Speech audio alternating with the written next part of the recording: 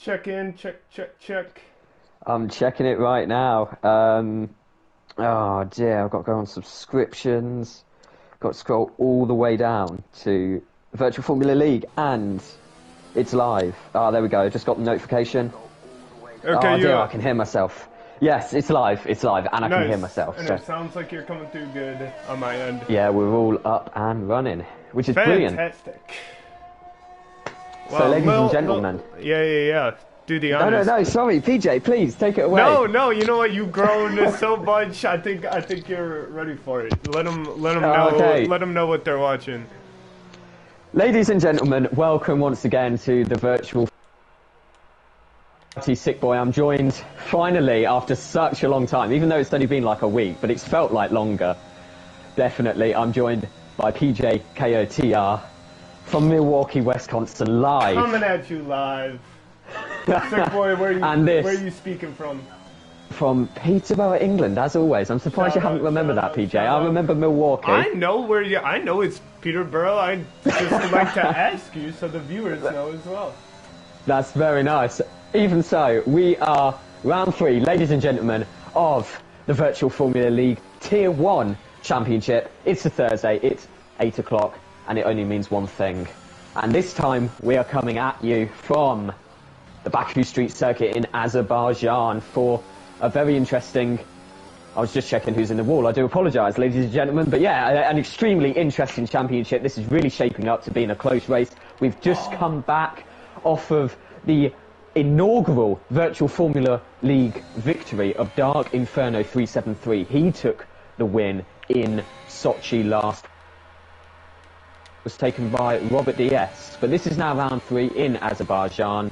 And it is, as you can see, a light rain qualifying. It'll be very interesting. What do you think of this weather at the moment, PJ? I'm glad I'm not driving in it. I think rain qualifying is fun because rain is obviously a bit of a skill separator where it separates those who have what it takes and those who don't. And I think it's a little tough when it's a whole rain race because that can just be a bit of a huge bummer for people who don't thrive in it. But I like it in qualifying that it gives certain people a little leg up on the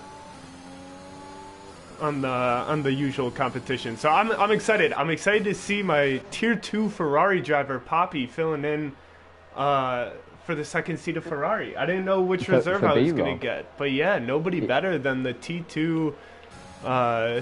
I believe he's at Ferrari the top driver. of the leaderboard right now. But yeah, I'm great. not too sure. Yeah, I'm just going to check the leaderboard right now. But obviously, Poppy 1195 was the driver who did an outstanding performance in Silverstone.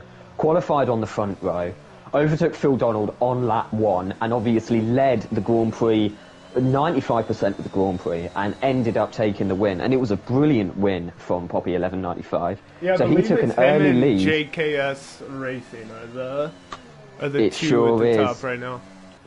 JKS Racing obviously winning last Sunday's race in Sochi, and that was an extremely interesting race as well. And that's obviously the last time the Virtual Formula League streamed, was last Sunday for the second round of Tier 2 of Virtual Formula League, which was taken by JKS Racing. It was a very interesting race. Yeah, and actually I'm going to use this opportunity to give a nice shout out to JKS Racing.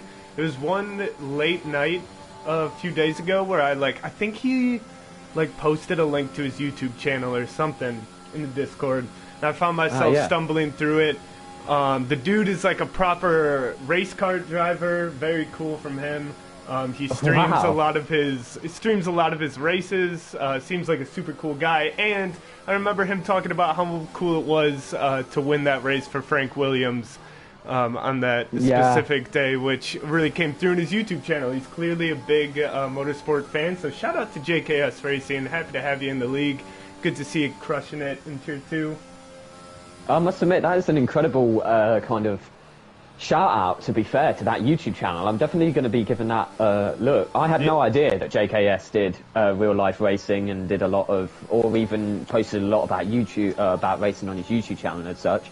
And that's Yeah. extremely interesting. I'm definitely going to be giving it a go. We might have to drop a link to his YouTube channel in our Discord somewhere, because Definitely that's should do incredible. that. Yeah. Yeah, cool guy. We got 7 times on the board right now. So far, Connor Kidd at the top by about 4/10, and that seems like a halfway decent lap. I'm sure it'll be beat in the session, but that can bring us around to sort of introducing what the times we're going to be looking for in this session is. The Sick Boy, as always, take us through a super lap with you. Give us your time, and then maybe also if you want to choose a driver to take a lap around Baku with. I might just, in fact, Taramax is just about to go around the final corner now. In fact, he's a bit slow, so I think the best driver maybe to start, as Burrows bins it, by the way. Ooh, and Burrows Dark is now goes out of pole qualifying. by a second as well. Look at Dark. Oh, that I must admit, that is a good lap. So I was just about to say that the Baku, the Sick Boy Super Lap in Baku, I didn't have a lot of practice for Baku, I must admit, but I managed to pop that in an 18-minute qualifying, as always, with fuel in the tank and tyre temperatures. So this isn't manufactured in any way. I didn't use any flashbacks, and I was able to set a 151.158 specifically. Yeah, and in the rain, so 4/10 difference from Dark. You know, it's not too much. Exactly. All of the gaps are magnified by such a degree in the wet. Obviously, it's so easy to oversteer. You know, you come out of one corner with just a tiny little snap of oversteer and you've lost half a second. So it really is Dark Inferno. That was almost a perfect lap from him, and I'm sure that there's somewhere that he could improve. I'm sure that there will be another driver on provisional pole sometime during this qualifying session, but so far, an incredible lap from Dark Inferno, and it sets a really good standard for the rest of the session. Yeah, and I'm watching also, Terramax. Oh, yeah, go ahead.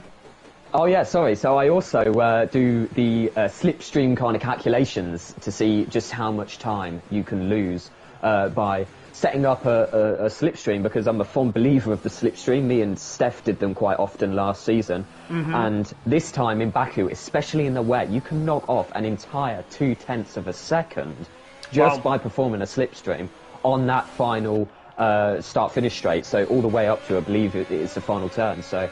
Oh, and you know what? As powerful. you're talking about that, go on over to the Ferraris right now. As Poppy is finishing up a hot lap, and he's got Terramax in front of him as they head into the final straight.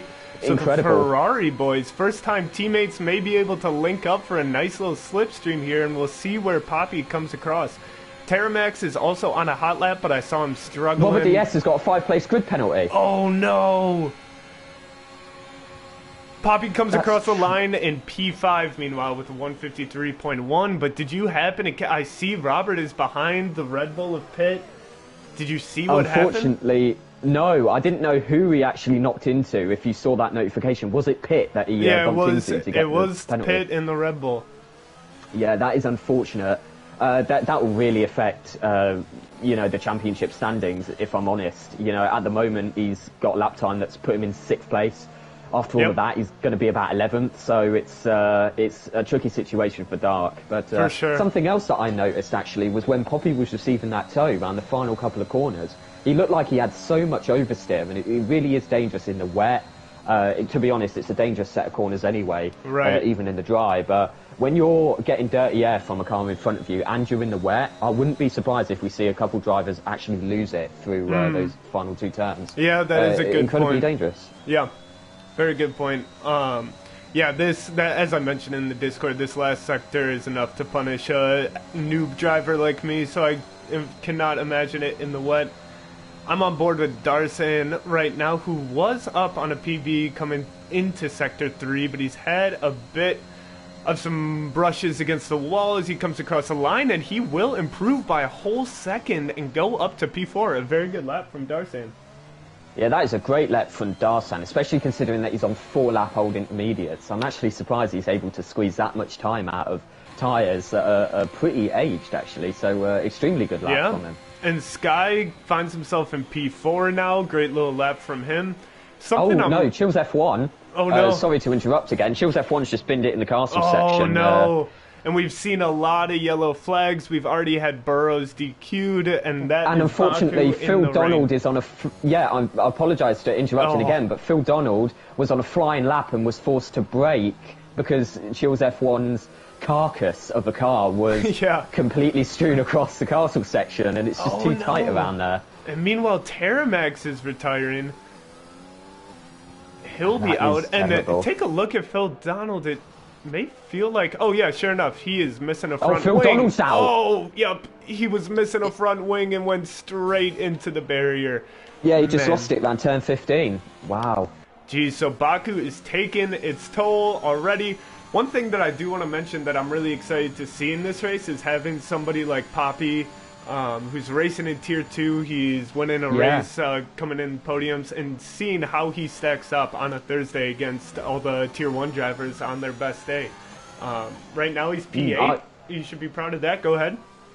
Yeah, exactly. I was just about to say, I wouldn't be surprised if Poppy is able to put in a really good performance, because especially when watching these Tier 2 races, the gap between Tier 1 and Tier 2 is not far at all. You're looking at about 2 or 3 tenths of a second in qualifying, which is an absolute tiny gap. So it is, I definitely do believe that Poppy has got it in him to get a good performance. And if you remember, if we cast our minds back all the way to the pre-season social races... Oh, hang on a minute. Oda? What just happened?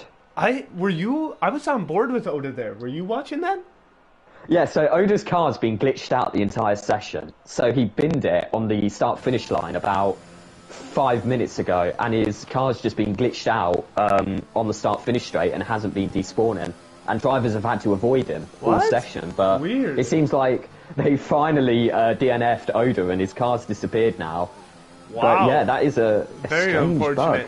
And somebody I also want to keep an eye on is Luke Gilly, because I believe... Yeah.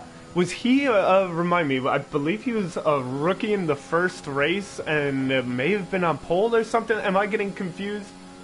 I think he's actually a Tier 2 driver that decided to reserve for Tier 1, but he performed exceptionally well. If I just pan over to the Tier 1 constructors' standings, no, that's actually a lie. I'm not actually too sure. Yeah, no, so it's true. So Luke J. Gilly is a dedicated reserve, and he's already scored 10 points. So I believe as well he may even be a Tier 2 driver, but I'm not too sure about that. But he definitely performed incredibly well in the first couple of races. So it'll be interesting to see how well he does for the rest of the race.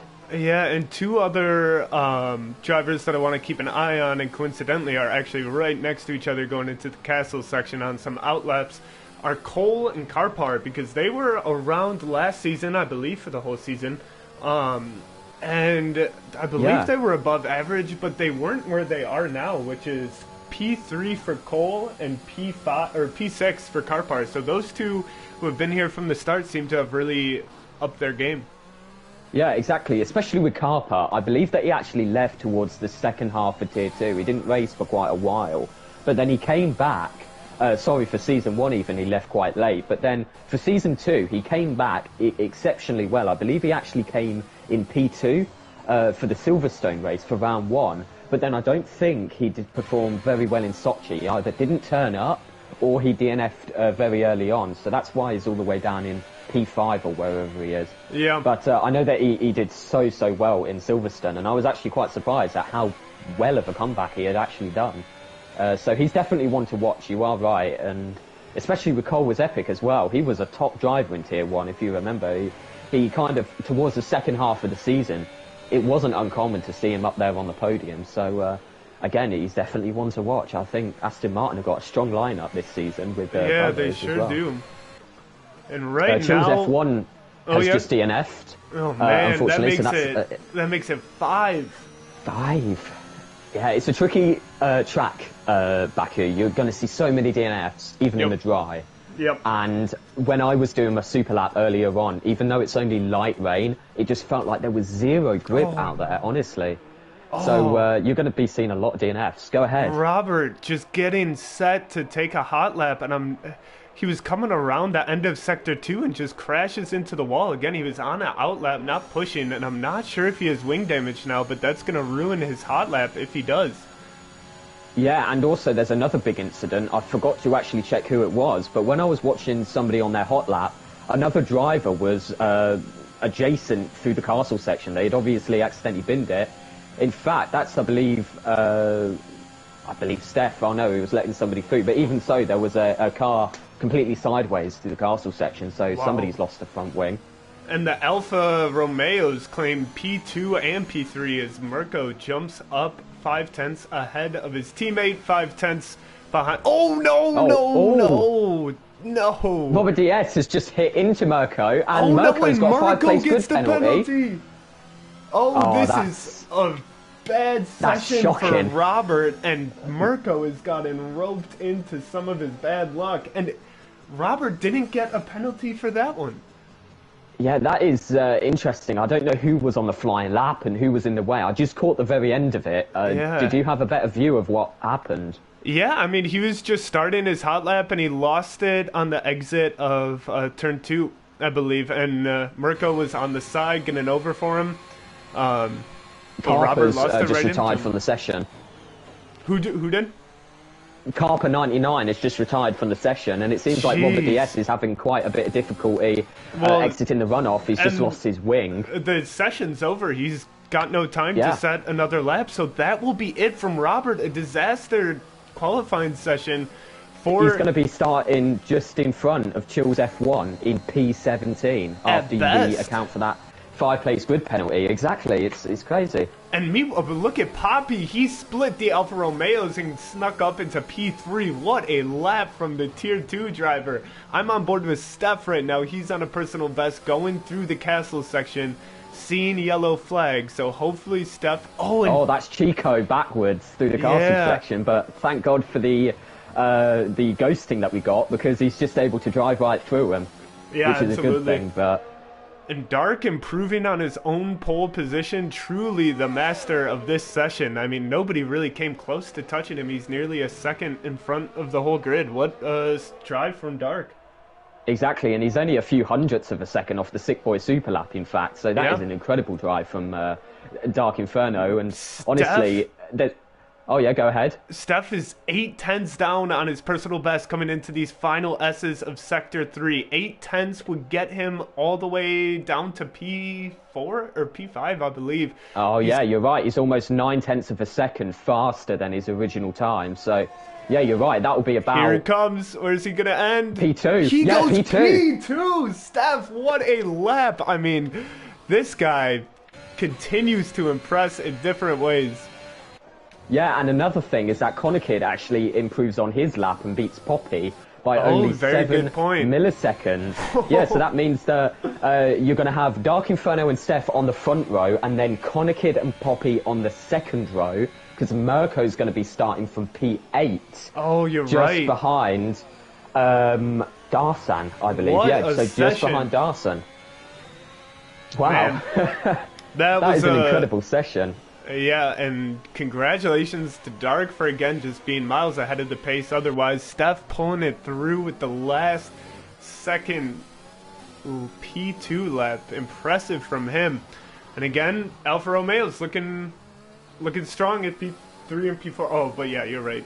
Obviously P8 for Mirko after that grid penalty. It will be interesting to see if any penalties are applied, because obviously the grid penalty isn't going to be able to be removed from Mirko. However, if Mirko reports that, then Robert DS could get a time penalty or some penalty points, for example, for bumping into Mirko and giving him that penalty. But even so, PJ, take it away when it comes to the qualifying positions. I mean, yeah, we've pretty much capped it up. Steph is looking pretty strong with his teammate Luke back in P7. Aside from Alfa Romeo, that's the strongest finish for a team. Yeah, incredible from, like we sort of expected, just a lot of time in between drivers here, and a lot of drivers you would expect to see one place, maybe the other. We have Robert, who will be starting in P17, so that will be the drive to watch from him. Oh, and Pitt did pick up a penalty with that incident with Robert as well, so he'll be back in P11. Yeah, that is extremely interesting, actually. Many grid penalties happen in this qualifying position. However, I'm not too sure if you've actually been updated on the championship position, but there's a bit of a rivalry between the two Alpine drivers, Dark Inferno and Robert DS. They were battling for almost the entirety of the Sochi race last week. I did see that. That was incredible. Yeah, and it's really remarkable, really, that even though Robert DS is leading the championship, it's not by a big margin like we saw last season. Right. It's not by very much at all. I'm just going to check the championship standings. Well, but Robert I believe... is at 41, and then all the way down at P4 is Dark at 36. So only 5 points separating P1 to P4. And Robert exactly, right and the Dark. gap between... Yeah, and the gap between the two drivers, we got Dark Inferno polling it alongside Steph, who's in P2, and then we've got Robert DS all the way down in P17. So, to be honest, if we don't get a good performance from Robert DS and he potentially loses his front wing into turn 1 or something tragic happens like that, we could see Robert DS tumbling all the way down the championship positions because it's just so tight this year. Honestly, a DNF from Robert is going to cost him his entire championship. It's a long season. And we're only season, on round 3. You're absolutely right. Yeah, that can make or break like it did for him last season. Just one race missed is the difference between P1 and P2. Yeah, it is unfortunate, but that's what happens when you have the obviously the new VFL points system, which was quite controversial last season. I think after the season ended, Dark Inferno actually did the calculations. If we use the official FIA point system, then Robert DS would have actually won the championship. However, VFL uses a different point system in which every single driver gets points all the way down to P20, getting 1 point, all the way up to P1, I believe now gets 26 points, and P2 gets 22 points. So it's still quite a big gap between P1 and P2, and I believe the top 3 or 4 drivers have a gap of about 2 points. But the crucial thing is that even P1 scores points in this league. I think we have a broken lobby here, Sick Boy. That could be a possibility. It keeps on saying waiting for players for me, as if someone's lagging out. Oh dear. Which is unfortunate. But if that does happen, then we could remove some grid penalties. Yeah, for sure. Oh, wait. No. Oh, no. We're all... Well, okay. Oh, yes, that's all right. The race is starting, or at least the formation lap is. We're in, and I saw a lot of talk of Oda. It seems like he's connected, so I think he was the one that was taking it. Oh, no, he's not connected. He is very much AI. His car... Try to catch a glimpse of Oda, yeah. He may need to leave? I don't know what's going on with him. What the hell? Yeah, his car is freaking out right now. Oh, it's crazy. But whilst you're kind of in awe with Oda's glitchy car, I know, it's absolutely hilarious. You remember last time we were at Azerbaijan, we had that safety car glitch, and it was one of the funniest things I've ever seen. Definitely good memories of that. Baku has... Oh, no. It's a glitchy track, put it that way. If something like that happens again, then it will definitely make for an interesting race. However, I'm just quickly going to run down the tyres for the grid, because obviously we've had an intermediate qualifying. The drivers are able to select any compound to start the race, and we've had the 2 front runners of Dark Inferno and Steph on the front row of the grid starting on the medium compound. Wow. But we've had P3 and P4 of Connor Kidd and Poppy starting on the soft, so it'll be interesting to see if any driver on the second row of the grid is able to make a dangerous move into turn 1. You know, somebody like Connor Kidd, for example, on the slicks, absolutely could definitely take P1 on the first lap, or even by turn 1 if he gets a good start, because the amount of grip that you get on the softs does definitely allow you to get a better start and apply more traction on the start. And the turn 1 at Baku is just glorious opportunity for a deep dive overtake. There's a lot of room to run off for people who are going wide, so we will definitely be looking for, I think, Connor Kidd or Poppy. And this is one of the most, as you mentioned, since they were qualifying on inters and have free choice, this is one of the most diverse set of choices we've seen drivers make to start the race. I mean, sometimes it will be like everybody outside top 10 is starting on mediums. This one, is a bit random, and it goes back and forth all the way down the grid.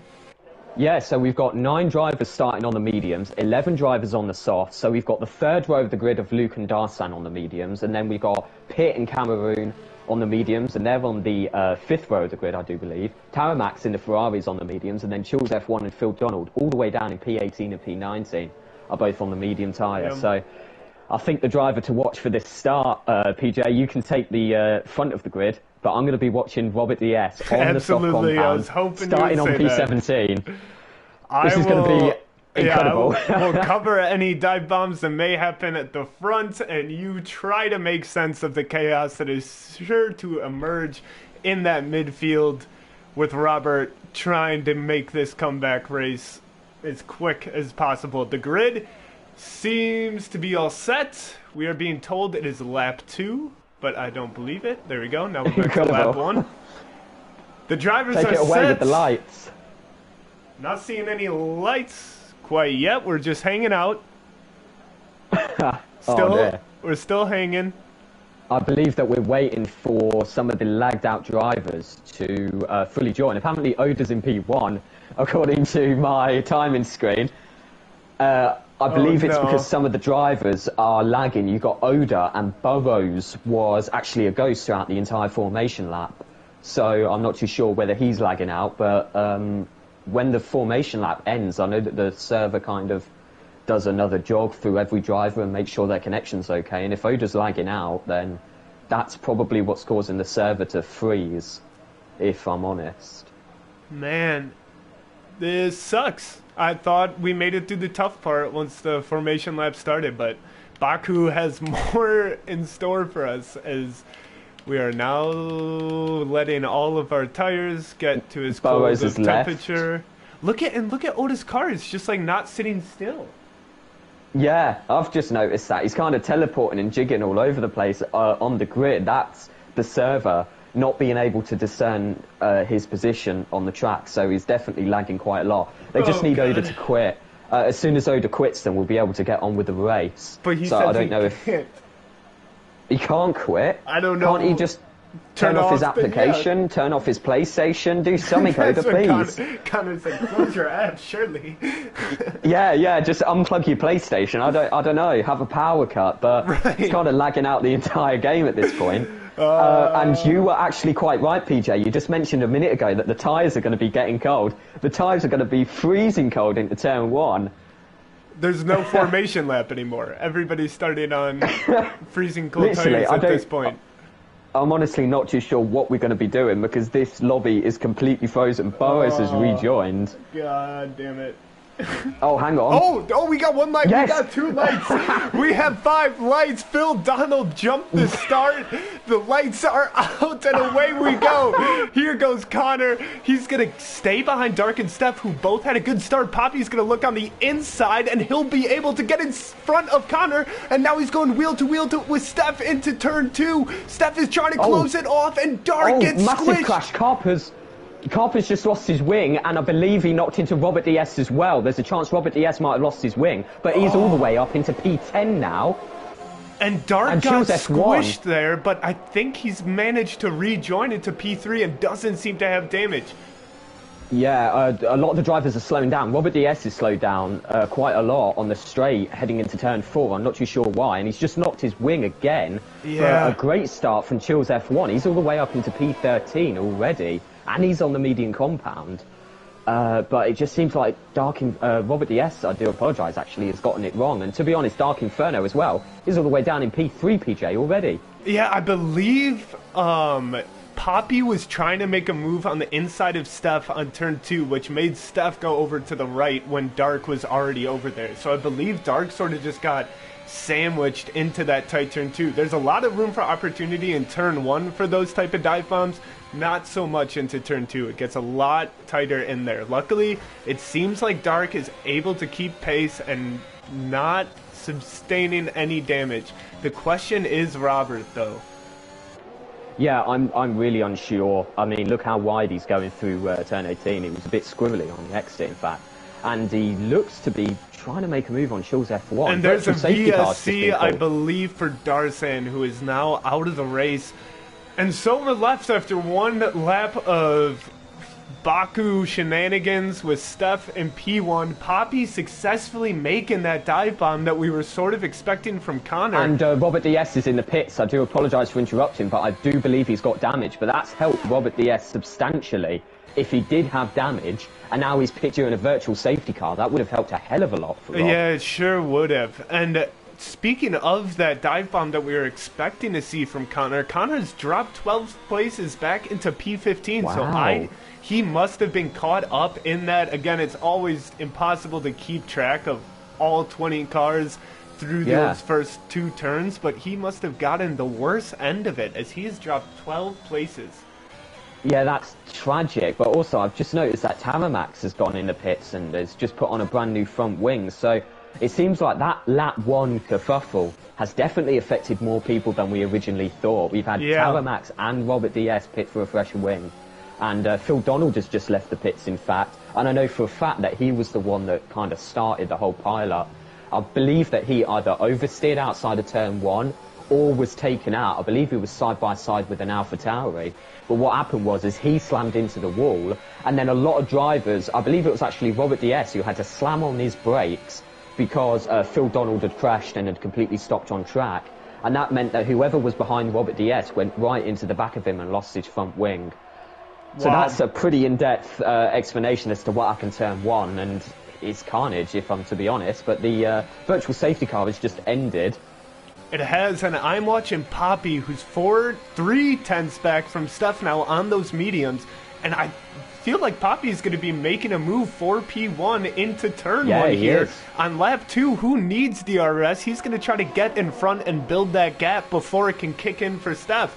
Here he goes, well in front of Steph, as he'll have to relax into the P2, and Poppy, the Ferrari reserve tier 2 driver, is in race lead. Yeah, that's remarkable. Like you said, he is a tier 2 driver and he's leading. I did say that there's a good chance that he might be able to perform well. Chico Martins and Sky were just side by side into turn 1, but Chico wasn't able to get the move off. But now he's going for another move into turn 3, but once again he isn't able to overtake Sky. And there's a bit of a battle between Luke J. Gilly and the 2 Lukes, in fact, of Luke J. Gilly and Hayes Luke. Yes! This is the best thing since B-Rob and Robert go at each other.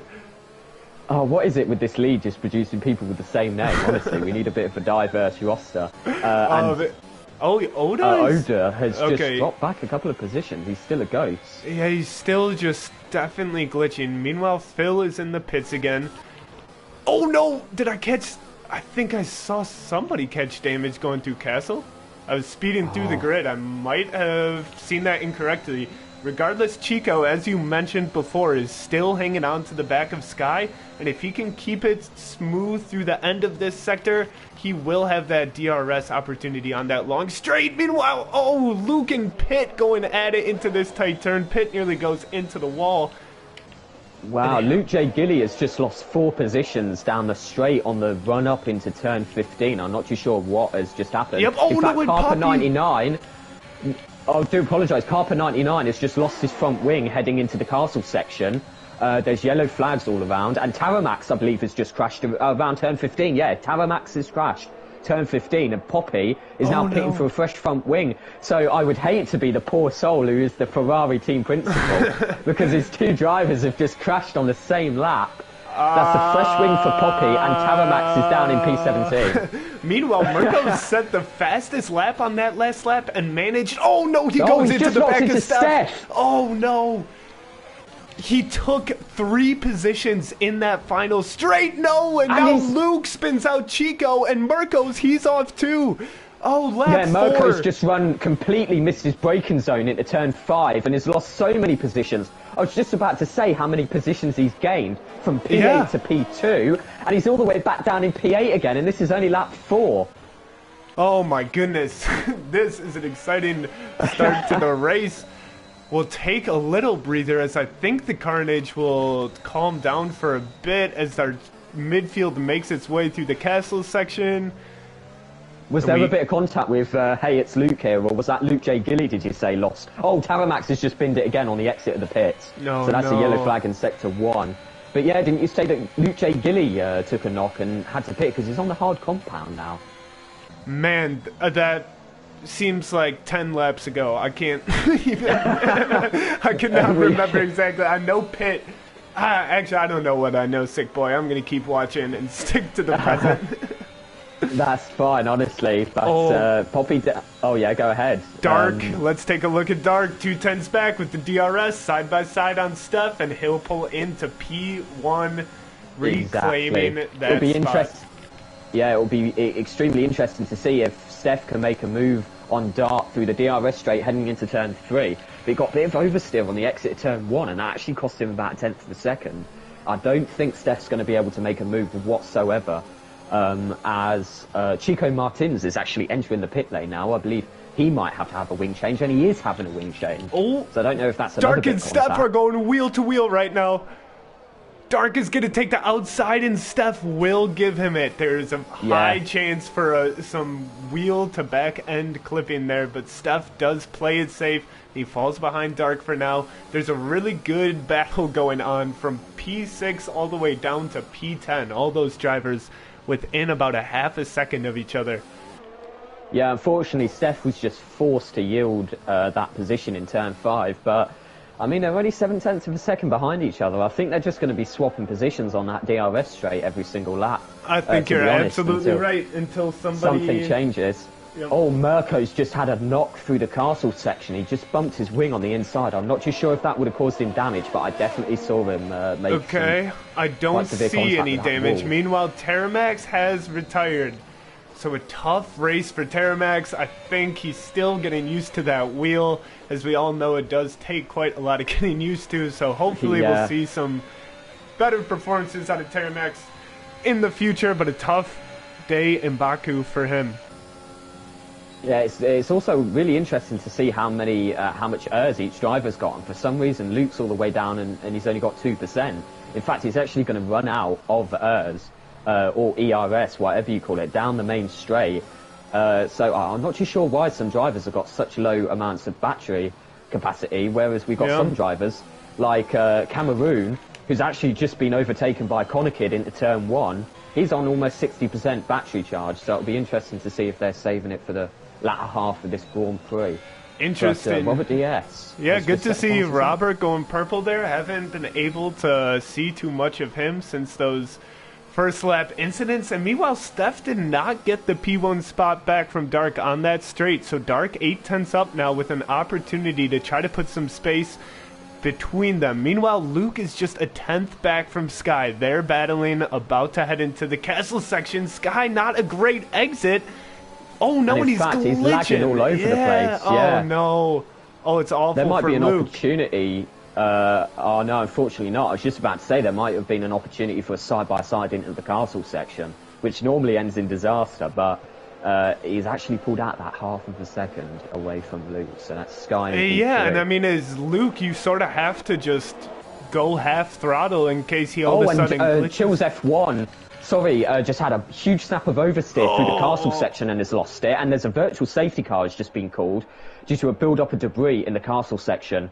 But the reason why I was watching him is because Robert DS was just behind Chills F1 as Chills F1 oversteered, and that's made it extremely easy for Robert DS to now take 11th position. Man. So a virtual safety car will come out. Do you think the soft runners will perhaps use this opportunity to pit any of them? Oh, that will be extremely interesting, actually. I wouldn't be surprised if some of them do pit. I'm not too sure how long the softs are going to last. Sure enough, yeah, Cole and Mirko head into the pit. Exactly. Yeah. Oh, by the way, we were...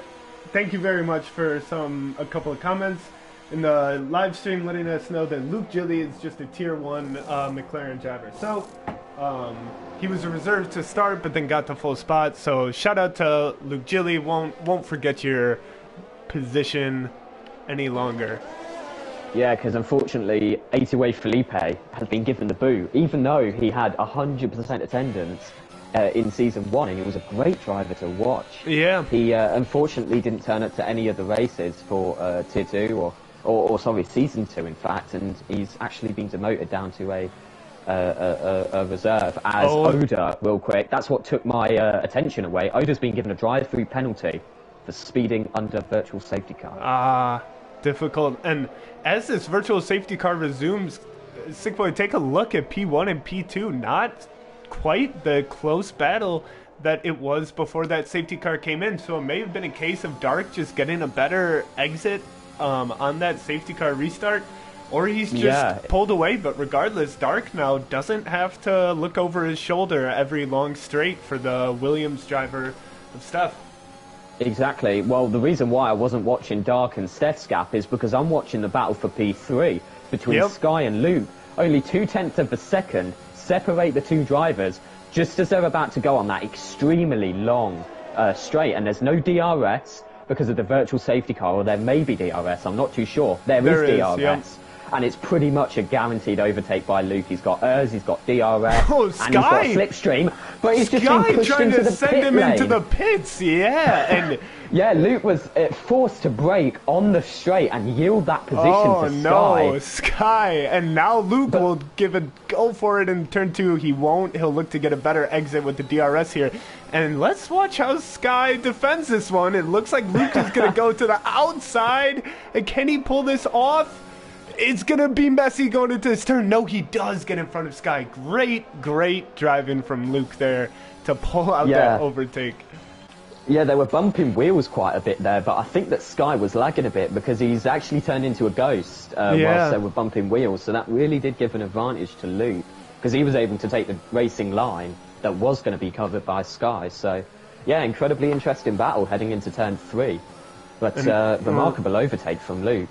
Right now, the only two drivers that are in that DRS zone, well, there are a couple more down in P14 and 15, but it is Cole on Mirko, who's trailing him by just 0.6.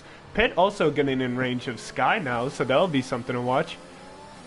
Yeah, what's interesting is that no driver so far has actually picked up a penalty for corner cutting or extending track limits, and we were on lap 8, even though it feels like we should be on lap 18 right now, because this race has gone on for quite a while with all those virtual safety cars. But the reason why I mention that is because it looked like Cole actually cut, I believe it's turn 9 heading into the castle section, so I'm not too sure if he actually did, but it definitely looked like it was an extension of track limits. But I do really think Pitt smashes the exit into the long straight on the back and will easily pass Sky. That's a really good, nice and easy overtake from the Red Bull, and we have another VSC. That is the McCurdy's. Yep. Yeah, so I just caught that. It was Chico Martins, in fact, on the entry of the castle section, or I believe somebody damaged their wing on the entry of the castle section. No, I do apologise. It was Phil Donald. Yep. He's now driving around with no front wing. Sky will say thank you very much and go into the pits. That is a very well-timed penalty for Sky, who is getting his wing replaced. So Sky, yeah, I noticed that. Yeah, that's why he was having some trouble defending properly there, but getting a fresh wing on, benefiting from that nice virtual safety car timing. And you're right, it is a nice little penalty-free drive we have out here in Baku. I was just about to say, you were able to check if Oda's actually controlling his car, because he's just asked for an invite 8 minutes ago, so I don't know whether that was earlier on in the race or whether that's... Oda has just got a wing change. It's usually easiest to see from the viewpoint of somebody behind him to see if he has that simple. Yeah, but I'm not able to invite him, unfortunately. Oda just gets another drive-through penalty. So I don't know if it's the AI, but if so, the AI costed him. Yeah, I'm just going to message him, but otherwise you might have to send him an invite because it's extremely unfortunate. I don't actually have him as a friend on this second account. So that is unfortunate, but the virtual safety car ends, and look at Dark Inferno. He's just extended out the lead by another 1.5 seconds. So obviously Dark...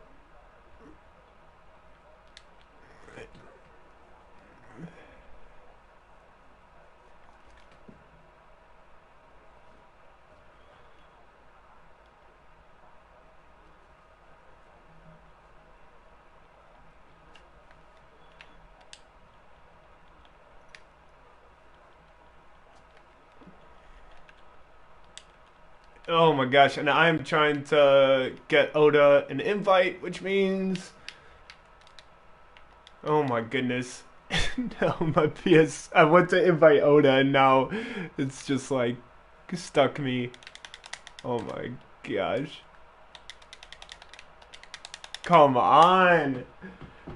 Dude.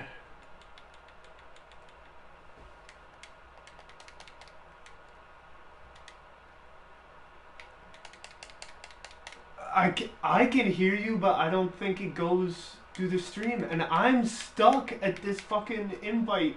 Oh my god. No, dude, this is no bueno. Baku! I don't... It's like showing my friends list to, like, invite, but I can't press any buttons. I can... Oh, wait, yes, it's freed me. Oh my god, okay, Hoda, I'm so sorry, but I cannot invite you. My PS4 shuts down. It can't handle it. Obviously, okay, did I it's miss just such a anything, demanding sick task. boy? I see. Ooh, let's look at this. Mirko 3/10 back on okay, Robert. Oda's in, it's okay. In P6. Oda's Oh, in. great. So that was all for shit. He was in anyway, so that was useless. And what a waste of time. What a terrible stream. Yeah. But yeah, so the only overtake that might happen down the start-finish line is Mirko on Rob. He's only 0.2 of a second And behind, it sure and he's going to get will. DRS. Yeah, and Rob, he's on the left of the track. I believe he's going to be diving into the pits. And he doesn't, actually. I'm not too sure what he's doing, but he isn't putting up a fight whatsoever against Mirko. He just kind of pulled over and let him through. There was much of a fight to be had there. The DRS on that long straight is just sort of impossible to battle against. Yeah, especially when you're on a really high downforce setup. And just mentioning that, Steph, it seems like he's been extremely easy to be overtaken throughout this race. I think he's had like a really high downforce setup or something. Because I remember some people were overtaking him even before DRS was a thing on like lap 1, lap 2, and they were just breezing past him. So it's interesting to see kind of the differences in setup and strategy, as we actually have 2 drivers on the hard tyre. The 2 McLarens, in fact, are on the hard compound, Cameroon and Luke J. Gilly. But yeah, it'll be interesting to see. Something discussed in the McLaren team chat prior to the race. No, sick boy Robert has just missed his braking zone. And did he really not get wing damage from that? Man, he hit the wall pretty hard, but it looks like he was able to make it through the castle section on pace. So yeah, I really thought Robert had just incurred some damage, but he may be clean. Yeah, that is remarkable, actually. I believe the turn that you're talking about is actually turn 7. It's that really high kind of... It's that right-hander that you can kind of cut a little bit. Yep. But did he kind of miss his braking zone into that and, like, completely... Went straight into the wall, and he's 8 laps into the medium, so he wouldn't like to pit this early, but we'll see. That will be the indicator of if he's got damage. He's managed to catch back up with Mirko and will pull within DRS on this straight, so I don't think he has damage. Managed to escape that unscathed. Yeah, I don't somehow. actually think he does have DRS, no. So Robert DS doesn't actually... Oh, no, he does have DRS. Yeah, I'm he will on this. Rubbish right now. He will on this next one, I believe, and then he'll definitely be back in fighting position. Though he does, Mirko only has 13 ERS, and so Robert with his 20% about even.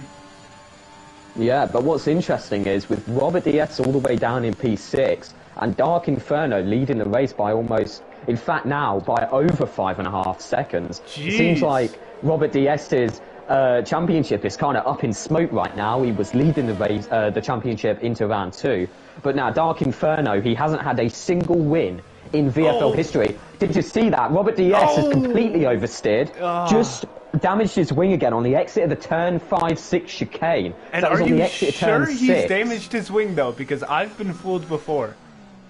I'm not going to lie, if he hasn't damaged his wing, I would like to know what kind of magic he's using, because That's that was what I thought before. And that was meanwhile, an extreme. he has slipped out of reach of Mirko thanks to those 2 incidents into the wall, and Mirko has caught up to Pitt so much so that I'm wondering now if Pitt has wing damage. Mirko has so much pace on him and will surely get the overtake as long as he sticks to S's. Maybe Pitt is just slipping on those mediums. Yeah, well, we'll see it through turns 18 and 19. If he takes it flat, then he's not got wing damage, but he actually doesn't take it flat. He eases off quite considerably around turn 18 and 19, the really quick kind of left-right, almost chicane. And I believe Pitt does have wing damage. He's just dived into the pits, PJ, so that is guaranteed wing damage for Pitt, and I believe he'll be it's a virtual safety car, in fact. I'm not too sure why. but I believe that is potentially Chills F1 has just lost his wing. Yeah, so he's oversteering on the exit of turn 12. He must have lost his wing in that castle section. Man. He's not got a wing. He's in P15. And another really well-timed pit for both Pitt and Robert, who are that happened as they were going into the pit. So just perfect luck for them to have the whole grid slow down as Pitt receives that drive-through pen on exit. That will hurt him. Yeah, that's unfortunate because Chills F1's just actually DNF'd after losing his wing. And it's a full course safety car for some reason. Ooh, what because it's another McLaren, actually, I believe. Oh, no, in fact, that's rubbish. Don't listen to me. But I'm not too sure why. There's no other reason why to have a full course safety car, because Chills F1 DNF, but he's DNF'd on the runoff. Like, he's nowhere near the racing line, and there was a virtual safety car out anyway. But that is going to be tragic for Dark Inferno. He had a 7-second gap to Steph, and that's going to be reduced all the way down to a 0.2 of a second gap. Oh, no, and you would sort of expect these front three who haven't stopped yet to use this full safety car as the opportunity to get some tires changed. Yeah, but what's interesting, PJ, is that they can't go on the medium compound, even though that will be the ideal tyre to finish the race on with only 13 laps remaining. They'll either have to go on the hards, or do they risk... in fact, Dark Inferno's not pit whatsoever.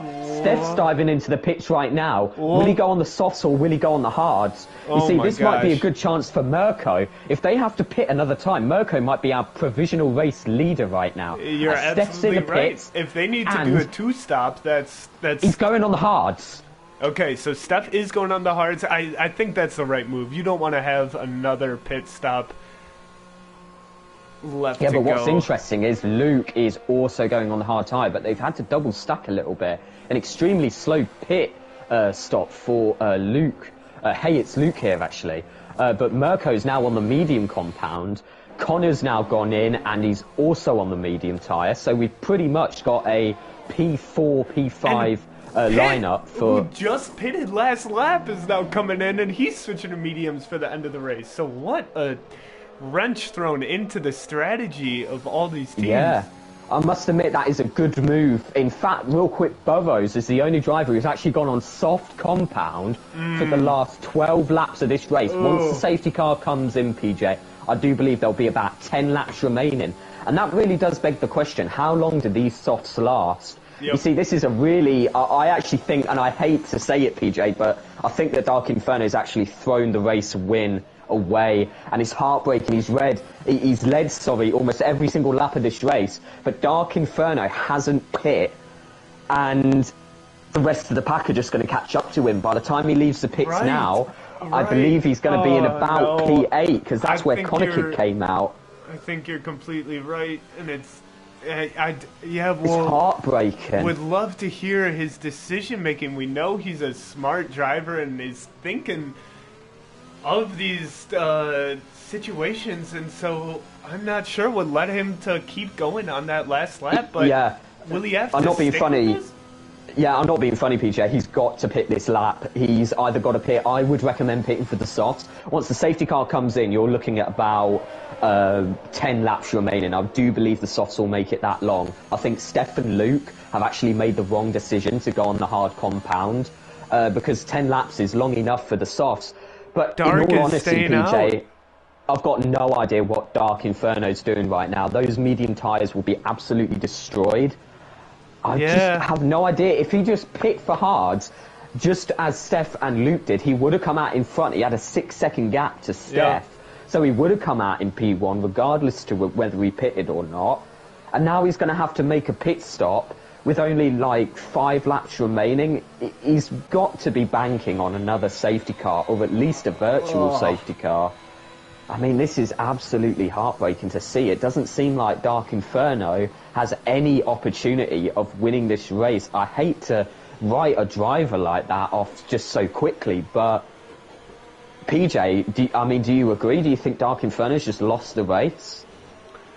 I would firmly say that I will never call say that somebody's for sure out. You know, all other 15 cars could DNF and Dark could stay out there. You never know what could happen, and it has happened before. I mean, who's to say we don't have 2 more VSCs left in this race? Anything could happen, but I certainly do agree that it is a confusing decision that has left him now on very... Ooh. Yeah, I saw that as well. It Very was a bit slippery squirrely through the tires. castle section. With Yeah. his 2 drivers behind him that were chasing him before, with their pit stop already taken care of. So I'm confused, but I will wait until the end of the race to... Yeah. No, this is an incredibly interesting situation because what I'm just going to add is, well, first of all, I'm actually unsure which tyres will have more grip.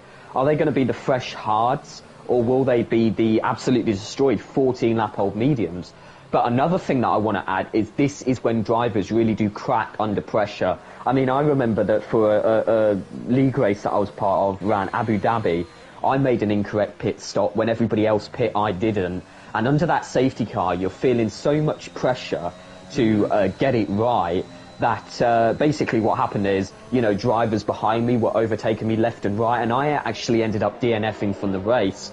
Now, what I'm saying about Dark is you feel so much pressure when you know that you've potentially made the wrong decision, and especially if Steph and Luke, the 2 Williams in those fresh, hard tyres, actually end up having more grip than Dark, and he suddenly sees his positions falling away, knowing as well that he still has to make a pit stop.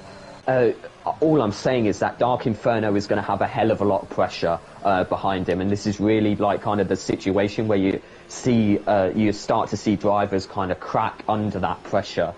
So I'm not writing off Dark Inferno, but all I'm saying is it's going to be an extremely stressful situation right now. I definitely would not want to be him. But very quickly, Pitt picks up a drive-through penalty for speeding under the safety car, but he's going to have to serve that after the safety car, yeah. And Burrows gets a 5-second time penalty for ignoring yellow flags and overtaking Pitt under...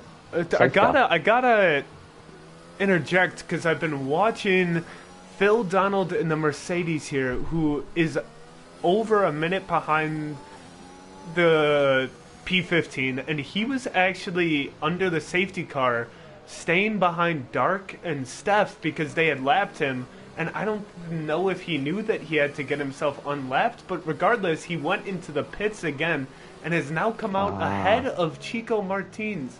So I don't know if this is going to cause the safety car to go on forever or something, because Phil Donald has not gotten back to the proper position. Yeah. No, I'm not too sure, to be honest, but yeah, the game might think that he really is 2 minutes behind. I think the safety car will start eventually.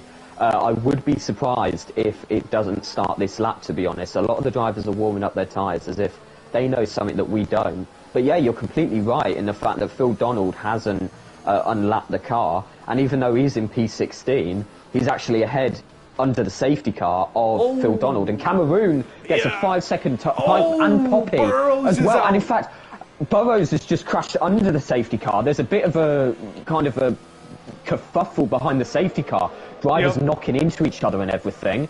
But yeah, you're right, Burrows is practically out of the race right now. He's going to have to repit for a new wing, and the safety car has just started, and I believe it's because Dark Inferno is still going quite slow behind the safety car. It's kind of caused a bit of a traffic jam and a bit of a sandwich in the middle of the pack. Drivers have had to put on their anchors a little bit, and it's kind of caused some contacts, some 5-second penalties, and some damage. So. And off we go here. Quite a tightly packed grid. Mirko going on the outside of Sky. A brilliant dive bomb there, and he's going to be able to close it off. Meanwhile, Steph going on the inside of Darko. Dark already struggling on those old mediums. Steph takes the race lead, and Mirko claims P4. Luke now right on the back of Dark, and Dark has just got to be sliding all over with these tires. Oh, it's a remarkable race. Connor Kidd and Cole was epic side by side, and Sky's just been taken out. He was sideways. I'm not too sure what's happened. He's just rejoined the pack, but for me, for some reason, it looked like Sky had just been completely taken out by Mirko. I'm not too sure what happened, but this is such an incredibly close grid. Only 2 seconds separate. I believe the 3.5 seconds separate the top 7 drivers. It's remarkable. Robert DS is now up into 5th place. He just missed his braking zone heading into turn 8. as you now, all the drivers are heading through the castle section. Luckily, no damage has happened to any of the drivers, but yeah, it seemed like Sky had just been taken out by Mirko there. Yeah, and he still has a front wing, so I don't know what this game is telling us versus what is actually happening. It's so confusing. Regardless... Oh, hang on. Dark Inferno's completely lost his braking zone, heading into turn 15, I believe that was. And he actually had to completely skip turn 15 there, go on the sausage curbs. Well, honestly, PJ, it was about 1 millimetre off completely losing his front wing and going into the back of Steph. That was remarkable. And now we are going to have a lot of feisty drivers on this back straight. Mirko less than a tenth on Luke. He's trying to pull to the side, but he just doesn't have a big pace advantage without the DRS. He will have enough on those medium tires. Yeah, Mirko will move into P3. Yeah, and Luke's completely lost his ERS. That's why it was so easy. And Dart's just made a move on Steph, but he can't make it stick, unfortunately. But yeah, like I was just saying, Luke actually ran out of ERS that lap, so that's why it was very easy to be overtaken by Mirko. But it's just such a tight grid for the first 4 drivers. Honestly, Mirko just tapped into Dark, and Luke's just tapped into Mirko. They are literally one poor move away from losing their front wings.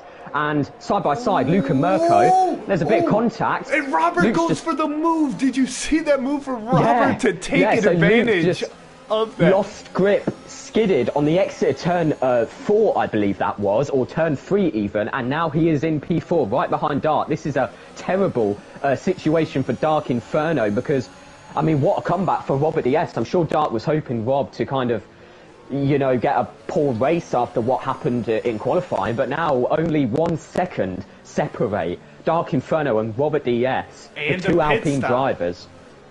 And a pit stop as well. I just forgot that Dark Inferno hasn't pit, but again, we still got quite a long race left. 8.5 laps remaining. So it'll be interesting to see if there's another safety car or another VSC. If another safety car happens, then Dark Inferno will be crying with laughter, I'm sure, as everyone will end up going on softs. And it is just so close at the top once again, going into our last straight before the DRS gets kicked in.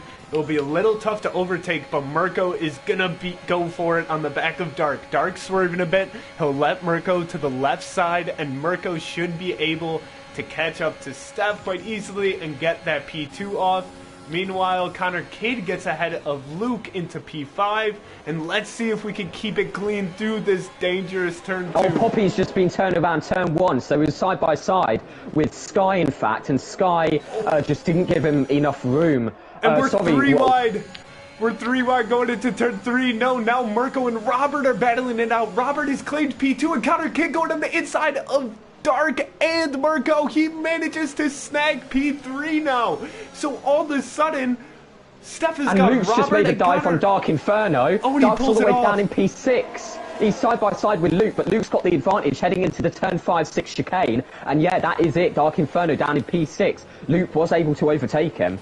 But yeah, like I was saying, oh no, hang on a minute. Side by side between Cole was epic and Sky and heading Sky into the back and of Dark Inferno's just been practically taken out. In fact, he has. Sky just knocked into Dark Inferno again, squished him into the wall, and I believe he may have lost his wing, but he's still staying on the track. But yeah, that may have been a wing damage. Poppy has also, so I believe Poppy's lost his wing. Sky didn't leave him enough room around turn 1, and Poppy was completely turned backwards. But yeah, in the space of 1 lap, Dark Inferno now all the way down into P9. He's just been overtaken by Luke J. Gilly. And I believe... he might have wing damage. I think that might be likely. Well, if he didn't want to pit before, he's certainly going to have to now. So that will send him into the pits as the front of the race looking completely different without him. Connor, about a half of 1/10 back from Robert. He's side by side, and both Robert and Connor will challenge Steph. They'll get ahead of Steph, who's slipping back into P3, who will get it out between Connor and Robert. Connor goes deep on the inside. Robert tries to cover.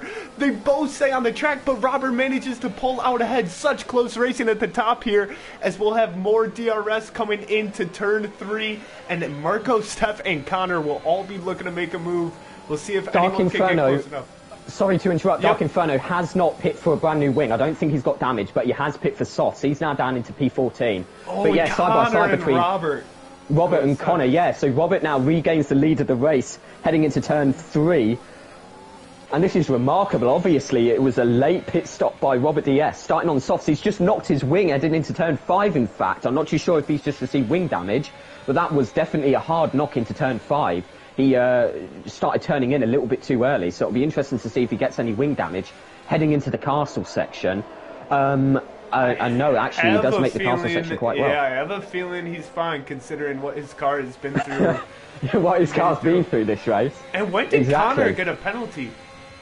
Yeah, I actually noticed that. It was just a couple of laps ago. Okay. Yeah, just a couple of laps ago. Carl Was Epic has had a penalty for quite a while now. Ooh. And just another knock with Rob, but that seemed like a huge knock around turn 15 for Robert DS. And if his car is not damaged, then I would really like to see what kind of hacks he's using right now, because he has hit into the wall a remarkable amount of times. And he looks like he's kind of struggling a little bit through turn 17 and 18 right there. And he'll but have to give up P1, surely. Connor Kidd will Kidd take is that. right on his tail. But Mirko also going for it on Steph. He's got an easy overtake, and he does so on the inside. Now the two Williams drivers back at P4 and P5. Yeah, but what's interesting is the gap to the leader shows that if Connor Kidd does finish the race in P1, post-penalty, he'll actually be moved all the way down into P5, as we have a yellow flag in Sector 1, but I don't think that was any contact or anything. We have the two Hasses of Oda and Sky making a little bit of contact into Turn 2. Sky gets ahead, he's in P8, Oda in P9, and Luke has just made an overtake on his Williams teammate, Steph, and Steph's missed his braking zone just slightly there and knocked into the back of Luke, heading into Turn 3. So it'll be interesting to see if they've picked up any damage. But to be honest, PJ, the amount of damage, the amount of battering that Robert DS's car has been through today, I don't think that they have done any damage, as Oda, the game's kind of glitched out and it said that Oda just went all the way down into P15. I thought he crashed, but in reality it's just obviously streaming his location on track all the way from Saudi Arabia is causing a little bit of problems for the server today. Yeah, which is strange because he usually doesn't. Yep, he just goes wide on that exit of the castle section. Such a frustrating track limits. Yeah, and that means that the two Alfa Romeos, if the race finishes now, oh my God, with the Robert gap, has got to take care of his wingman. He's going into the wall on every other turn. Extremely harsh. That was absolutely ridiculous. Once again, we'll see if he's flat through turn 17 and 18, and if he isn't, then he would have picked up. I'm sure he will be. He is. Yeah. That's remarkable. This man's wing is made of something else, although Mirko just 2/10 back from him, a lot shorter than the distance from Robert to Connor. Let's see if Mirko can make the move with this slipstream. He'll pull out to the inside, and can Robert fight this off, or will Alfa Romeo claim a 1-2 on track? Robert can't hold on. Mirko will sneak up the inside, and he'll be chasing the two cars in red and white as they have 2 penalties each, so be tough for them to build enough gap. It's looking good for Robert. Yeah, that was extremely interesting. So now we have a 1-2 for the Alfa Romeo. However, as the Alfa Romeo team principal, I'm not celebrating too much just yet, because both drivers have a 3-second time penalty, meaning as it stands, they will actually finish P4 and P5 respectively behind Steph, who is 4.8 seconds behind the leader, meaning the top 3 drivers will still be Connor Kidd on the podium, but it will be Robert DS in P1, Luke in P2, and Connor Kidd in P3. Which is extremely interesting. There's a yellow flag turn Sector 1, but that's because I believe that was Phil Donald once again. He's been having a few knocks. In fact, no, that's Oda. He's completely standstill around turn 3. And I believe he's practically DNF'd in his full course safety car with only 4 laps remaining. And Dark Inferno, like I said, must be crying right now. Because as I predicted about 3 laps ago, if you remember, PJ, I said that if Dark Inferno decides not to pit and he stays in P3 and everyone pits for fresh softs, he will have an opportunity at the victory. But now he has pit only a couple of laps ago. He's now down in P13 on fresh softs. And he's kind of screwed it, to be honest. Everybody is going to be pitting right now for the fresh softs with 4 laps to go. It is worth noting that the 3 drivers ahead of Dark all have 5-second penalties. So he would finish in P10 at the moment, but obviously considering the caliber of driver Dark is and where he qualified, that would still not be what you're hoping for. Yeah, sorry, but it's really interesting to see which drivers are actually pitting for fresh tyres. Obviously, Dark isn't going to be, and you see it's a shame that a lot of drivers for the last 4 laps haven't actually pit for softs as something kicked off. Oh, and Phil Donald gets disqualified. From this Disqualified. That's interesting. I think it's actually Oda right now is kind of lagging out so much. He's causing a bit of a kerfuffle when it comes to people overtaking and such. He's completely lagged out of the race, in fact. But it seems like some of the drivers can't overtake. But what I was going to say is that I was still kind of holding my breath for the entire grid to pit and Dark Inferno to be the only driver who hasn't pit and for him to come out around P5, P6. But unfortunately, not a single driver has decided to pit with 3 laps remaining. It had to happen like a lap or two prior for that to work for Dark. I think everybody is just going to... I mean, we may finish the race under safety car or just have one lap of racing left, so I think drivers at this point are going to hang out there and just try to finish the race. Yeah, that is very interesting. So I don't think we can finish the race under safety car. I believe that it will come in lap 25 guaranteed, but hopefully the safety car comes in lap 24. That would be brilliant if it comes in lap 24. However, Chico Martins has just lost a couple of positions under safety car, but he regains them. I don't know if he's had a bit of a moment on the exit of one of the corners. But yeah, this is going to be a chaotic safety car restart. If we start with 1 lap left, it is going to get exactly. ugly. But what's Luke just bumped into just Robert, happened? And he gets and the a 5-second time penalty for both. What's interesting is for both of them. Yeah, but what's interesting is the 5-second time penalty will likely be removed for Robert DS, but it won't be removed for Luke. It depends who was at fault. If Robert kind of broke. But I'm not even too sure if Robert's time penalty will be removed. So it's 100% guarantee that Luke's will remain. And there's about a 50% chance that Robert DS's time penalty might be removed if he can claim that Luke just went right into the back of him and that Robert DS did nothing wrong. Then Robert DS's time penalty will be removed. However, I was watching otherwise... Steph is go looking ahead. nice. Is that where you were going with Steph? Oh, no, I was just about to say that Steph is going to possibly win the race. What I was also going to say is that the 3-second time penalties of the 2 Alfa Romeos looked bad before, but they look even worse now. They're actually going to finish the race behind Luke J. Gilly in P7, and I believe Mirko will actually finish behind Sky in P8. So even though it may look like a 1-2 for the 2 Alfa Romeos, it definitely isn't. At the moment, our provisional pole sitter right now, or even our provisional race leader, I do apologise, is Steph 1210, who is penalty free, the Steph special, even though if you remember, PJ, back in Sochi last week, he actually accumulated 9 seconds worth of time penalties. Remember that. That's strange. But what's interesting is Steph with 0 time penalties is provisionally leading this race, and it's Luke J. Gilly 004 in P2 and Sky in P3 because Robert DS and Luke are pretty much out of this race. I was actually going to ask you about whether Rob's time penalty would be removed. I mean, did you see what happened, PJ? Yep, I just happened to be watching on board right as it happened, and I would say overall, I don't think either driver deserved 5-second penalties because it was such a small bump. But I think definitely Roberts will be removed is my impression. I don't think Robert really slowed down more than normal. Luke just sort of came up to the back of him. And so I would still count Robert as P1 in this race, personally. Yeah, that's very interesting. So, yeah, you're right. If that time penalty is removed, again, it's all down to the stewards. And to be fair, at this point, with Robert DS obviously can't vote on himself, and neither can Dark Inferno, as I believe Steph just makes a bump. Imagine if that does happen. But luckily it doesn't actually for the Williams, but it looked like Steph just bumped into Luke there.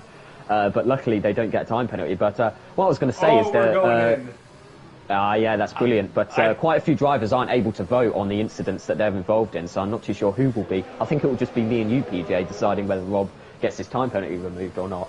Well, regardless, for after the race to decide right now, the safety car is heading in. We have 2 laps left of racing to go. And I think these front 5 are going to get a bit ambitious going into turn 1. We are ready for racing. We'll see how much Connor wants to slow the grid down. He's still swerving. I mean, if I was Robert DS, I really would not want to make a dangerous move into turn 1, knowing that Mirko and Konakid both have 3-second time penalties. There's no reason to risk it. And it seems like Robert DS doesn't make a move, but Luke overtakes Steph despite having a 5 second time penalty. Cole gets in front of Steph going into turn 2, and he'll be able to close it off nicely. A bit of touching, and now Luke in the McLaren is pressuring Steph. The top yellow flag turn 1. Holding steady so far. Yeah, Dark Inferno's DNF'd. No. That's what happened. That was the yellow flag in Sector 1. Dark Inferno, from leading the majority of this race and being our most recent VFL race winner, looked like he was about to take a back-to-back VFL victory, but he's just DNF'd, and he has finished he will end up finishing in P15. As Chico, there's a big crash between Sky, Poppy and Chico. Sky's just been turned around. He's backwards now in P13. And it looked like Chico completely turned Sky around now, and he's struggling to rejoin the grid. In fact, he's doing an 80-point turn now on the exit of turn 6. He's down in P13, and that was a major incident. Honestly, it looked like a bit of a pit stop manoeuvre, like a bit of a police manoeuvre that Chico just did to Sky then. It was an absolutely crazy move, like a major incident, and I think Poppy even got involved and got a bit of a wing damage. In fact, he's got a 5-second penalty. Half the grid have got 5-second penalties now, ladies and gentlemen. And it means that, so it means that I believe that Robert DS is leading this race if his 5-second penalty is removed, and then Steph is in P2. Obviously, he's just been overtaken by Cole Was Epic, but he's got a 3-second time penalty. In fact, though, there is Luke J. Gilly just to overtake Steph on the main straight because Steph has run out of Bird's deployment. But because there's Cole going on the outside of Luke in the Aston Martin. Can Cole hang on? Yes, he can. He's in P4 now. No, but Luke is going to battle back into turn 2. Luke going on the inside, and Cole will come in behind him, try to get a better exit, but no DRS yet and ever, because this is the last lap of the Baku Grand Prix. Cole going on the outside again into turn 3. Can he pull this one off? No, Luke is going to hang on to the defense, but Cole goes up to the barriers and manages to hang on. Luke still stays in front, though. Incredible battling between these two, and I can't believe there hasn't been contact or damage. Yeah, there was a bit of a battle between Poppy and Cameroon, and Cameroon's just lost 2 positions. It looked like he was kind of squeezed on the exit of turn 4. He wasn't given much room from Poppy at all. So he's all the way down into P11 right now. But yeah, so what I was going to say is that because there's such a huge gap between Steph, in fact, Steph's now 6.5 seconds behind our 2 Aston Alfa Romeo leaders with the 3-second time penalty. I believe that Connor Kidd and Mirko are actually going to finish P2 and P3 respectively because there's such a huge gap. Robert making a very dangerous inside move, and he goes straight into the barrier. Did you have to catch that? His wing.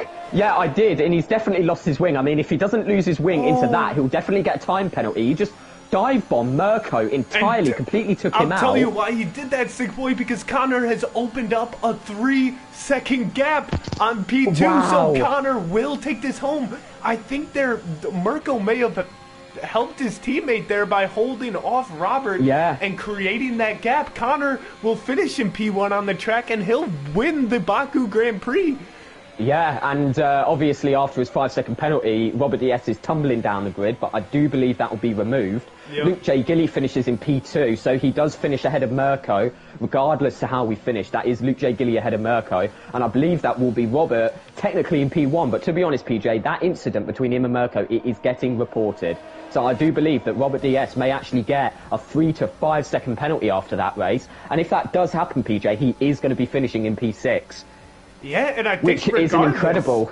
I think regardless, our winner, Owen Robert, Snag Trevor of the day, I think Connor Kidd has won the Baku Grand Prix.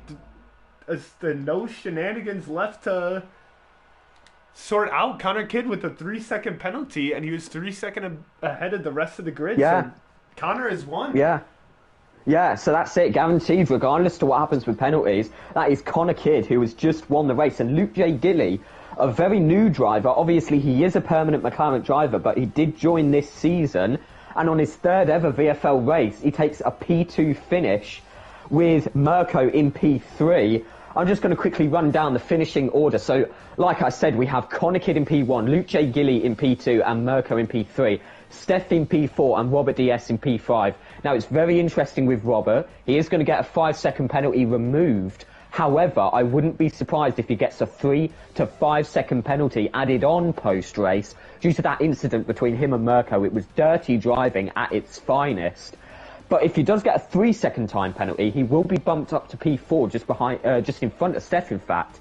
But regardless of all that kerfuffle, the rest of the grid either has 3-second time penalties or 5-second penalties that won't be removed. So the rest of the grid is as follows. We have Cole was epic in P6 in the Aston Martin, Luke in the Williams in P7, Chico Martins in P8 in the Red Bull, Poppy 1195 in P9, N2E Pitulo in P10, Burrows in P11, Cameroon in P12, P13 is Sky, who was taken out on, I believe, lap 24 out of 26. He was completely taken out by Chico Martins, so there's a chance that Chico might actually receive a significant time penalty. Then we have Oda, who, to be fair, has been a ghost for the majority of the race. He finishes in P14. Dark Inferno, after leading the majority of the... I almost just choked then. The majority of the Grand Prix. Dark Inferno 373, after leading the majority of the Grand Prix, ends up being all the way down in P15 after a DNF on the penultimate lap, I believe. Phil Donald disqualified for successive warnings in P16. Chills F1, who DNF'd after losing his wing in the castle section in P17. Taramax and Carper and Darsan finished off the grid in P18, 19 and 20, and they DNF'd extremely early, to be honest. Not even finishing a single lap of the Grand Prix. So that's an incredible rundown, and it was such an interesting race that I just choked on my saliva. which is incredibly interesting, but I mean, man. Sure is. And let me try to add Connor and Robert here to the call. So you will be put on mute momentarily as I wait. Oh no, I think you might have to add them because it's your... Oh, okay, that's fine. I'll just add them right now. I don't actually have the majority of them as friends, which is a shame. Because... Yeah, I think we just try to get Robert and Connor kid. Okay. Yeah, so what I'm going to try and do that anyway. However, Adam Kessels, Dark Inferno, is a little bit upset. He's just said that he's fully prepared to ban half this server if no one can comply with the safety car rules. What that suggests to me is that maybe the time penalty of Robert DS might not be removed. And if that doesn't happen, then along with the 5-second time penalty that I believe he'll get for the incident between him and Mirko, he really is going to tumble down the grid. We'll invite Dark to the voice chat. I think he'll be an interesting person to listen to, you know, his kind of opinion on how terrible his race went towards the end. And I'm just going to quickly search up Connor Kid and try and invite him. And we also want Robert DS in here as well, ladies and gentlemen. So, Connor Kid 435, we'll invite him. And we'll invite Robert DS. I mean, what an incredible Grand Prix finish that was. I'm still kind of taking it in. Can't add some players because of their privacy settings. I can't actually add Robert DS, unfortunately. Okay. Now I need to send him a friend request before I'm able to invite him. You see, this whole having two accounts thing, it's just not good. And one thing I do want to note is that Burrows has got a glitched fastest lap of 32 seconds, and so the actual fastest lap winner will go to Dark Inferno, the only one to get into the 140s with the 145. Robert DS has actually invited me as a friend, so that makes it easier. I'm just going to quickly send him an invite to the party now. Connor Kid hasn't joined the party, and neither has my good friend Adam Kessels, so it'll be interesting to see if he does. I do want Adam to join. I think that will make it incredibly hilarious. I'm going to make a little commentary rule going forward that we're going to stick to. Maximum of 3 people in for interviews. Yes, I do actually agree, because the interviews can get quite long and tedious towards the end. So the 3 people I want to be interviewed, I don't know if you agree, is Robert DS, Dark Inferno, and Connor Kid. But if they don't join, we can always invite somebody else. Absolutely. But yeah, I am hoping that those 3 drivers, I think they've got the most interesting stories to tell with this race. But obviously, if they don't want to get interviewed, and in fact, Robert DS joins right now. Robert, what's up? I don't know, it's disappointment, really. I mean, I definitely want to get Connor in here, because I believe Connor got that win thanks to Mirko sort of slowing down on that last lap and letting Connor build that gap on himself, which then transferred over to you once you overtook him. So a little bit of team strategy pulling out the win for Alfa Romeo. All right. Yeah. Yeah. Sorry. Oh, sorry. Oh, I wasn't listening. Oh, no, no worries. Sorry. That's fine. Yeah, no, that's okay. I was just going to quickly talk about you're disappointed with that race. I think the first thing that happened that was extremely unlucky with that race was your 5-place grid penalty that you accumulated in qualifying. There was contact between you and I believe it was N2E Pachulo. What happened specifically? Do you think that was your fault, or was it another unfair grid penalty like you got in Imola? Well, I made contact this time for sure. The whole grid penalty system, I think, is completely unfair in its own. But he tried to move the way to move right. I moved right just before, and well, we ended up both moving right. I had nowhere to go. I just slammed into the back of him. So it sounds extremely unfortunate, to be honest. So you had a pretty poor qualifying result. You started in P17. However, in the race, you were almost like a man on a mission. You were overtaking people left and right. You ended up all the way up into P5. Another thing that me and PJ were constantly talking about is just how many times you knocked into the wall that race, but you didn't ever seem to get wing damage, which is interesting. No, I had wing damage for the last 10 laps, actually. Oh, wow. Oh, did you? You didn't seem like it. You were going faster than everybody else on the grid. I know. I was just trying to stick in the DRS because the two alphas were rapid today. Yeah. Yeah, I don't know how, to be honest. I kept staying in because Sector 2 I was awful, but somehow I could keep up in Sector 1 and 3. Yeah.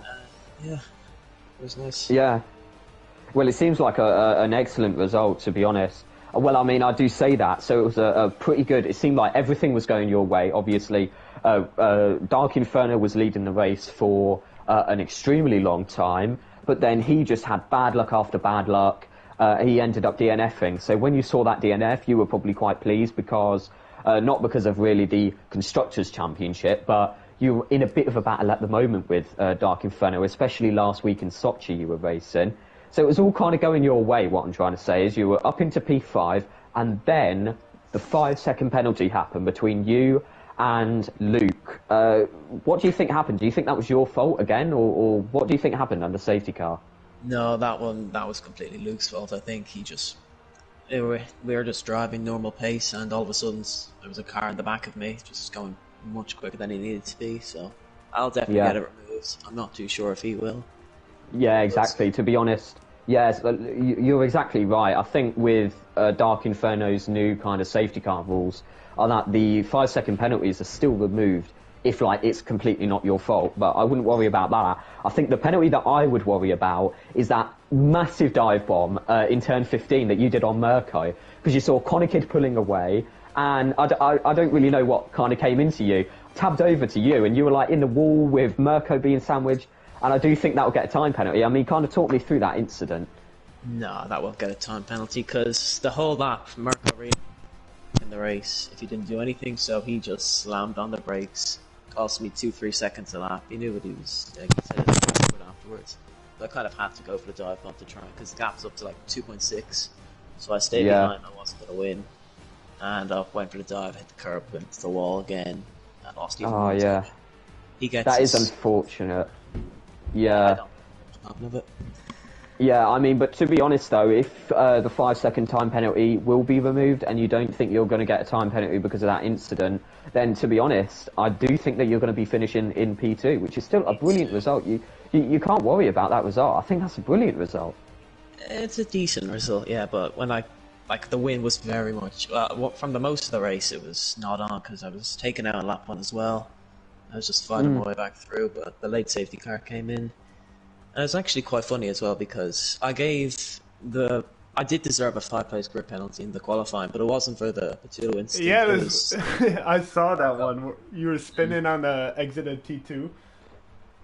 Yeah, and I didn't get anything for it, but Mirko got a 5-place penalty for it, and in the end, I suppose it was quite poetic that he came in and took the win from me right at the end. Very true. So I think I can't really argue too much with it because karma's karma, really. Comes back. Yeah, that is an interesting result, definitely. Quite a lot of drivers, you take it away real quick, PJ, but all I'm saying is quite a lot of drivers are thinking about joining in for another thing. Just So invite one or two. Whoever you can invite the easiest. yeah, it seems like Sky and Luke want to join to the most, to be honest. Sure, so we'll yeah, invite Luke, them and we'll make that. Yeah, I'd say try final. to get Luke in. He was. I mean, with all respect to Oda, like bro was glitching out the whole race. I'm not sure what he has to talk about. Yeah. But yeah, I still think that's a good result, to be honest. You seem quite gutted and a little bit disappointed with the PT finish. Yeah, I think that's just Robert. Well, but yeah, I still if the win think. is on the cards, then yes, obviously. But I mean, in the end, P2 was much better than I looked like I was going to get all race. Yeah, yeah. To be honest, yeah, from P17, you can't be gutted with that whatsoever. I think that's a brilliant result, and you should definitely be proud of it. Yeah, great result. But I think we move over right now, and I've just noticed that there are 3 people in the party with the exact same avatar. We've got Luke, me, and Robert have all got the same avatar, which is very interesting. But anyway, nobody cares about that. We pan over to Hey, it's Luke here, who has just joined, the Jamaican Williams teammate of Steph, who had a little bit of a battle towards the end with Robert DS. I mean, yeah, you ended up picking up a 5-second penalty under safety car for going into the back of Robert DS. Rob thinks that it's the majority of your fault, perhaps. Oh, so yeah, what's your opinion? Oh, what, you're actually saying that it was a mistake, your end? Oh yeah, definitely. I mean, I'm not gonna say it's his fault when it clearly wasn't. He was in front. I accelerated. It is what it is. I might try and get it removed, but at the end of the day, it was solely my fault, and I ruined my own race with that 5-second penalty, and it is what it is. But apart from that, strong race. I feel like I'm finding my form in the races. I feel like I'm getting a bit more consistent with the car. And I feel like I'll be more consistent in upcoming races. Today was a decent result. It could have been better if it wasn't for the 5-second penalty, but apart from that, nothing really to say. Apart from Udar, magically appearing on track while I was going full speed down the back straight, and he wasn't ghosted. And it scared the life out of me. Thanks, Udar's internet.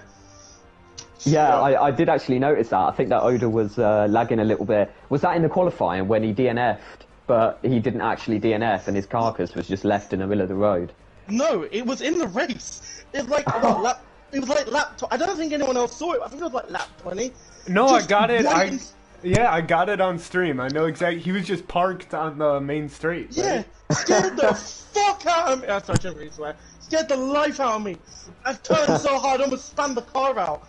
Jesus Christ, dude, I'll fix your internet, but yeah. Unfortunate. I must admit, he was kind of causing a little bit of carnage throughout the race. We had an extremely long light sequence, if you remember, because I think Oda was lagging a little bit. So it was a little bit unfortunate with the lag and everything. But yeah, so like I was saying, I think the race on your end was brilliant. If it wasn't for those 5 seconds, then you would have finished really up there on the standings. It was a great result from Williams, in my opinion, and you were actually fighting with a lot of drivers for a long time. So Yeah, the safety car really fucked up our strategy. We were supposed to go medium soft, and there was so many virtual safety cars. And every time a virtual safety car come out, someone pitted, and it wasn't our time, wasn't our strategy to pit.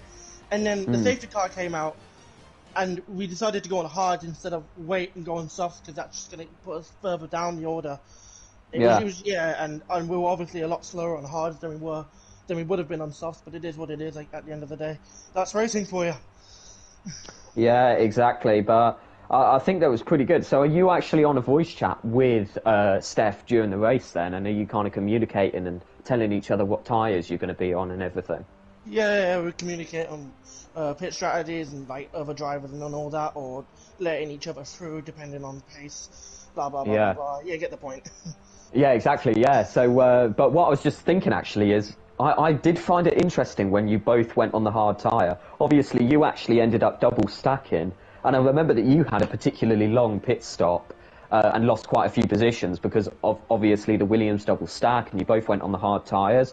Was maybe pitting for the softs an option? You know, there was only 10 laps until the end of the race at that point.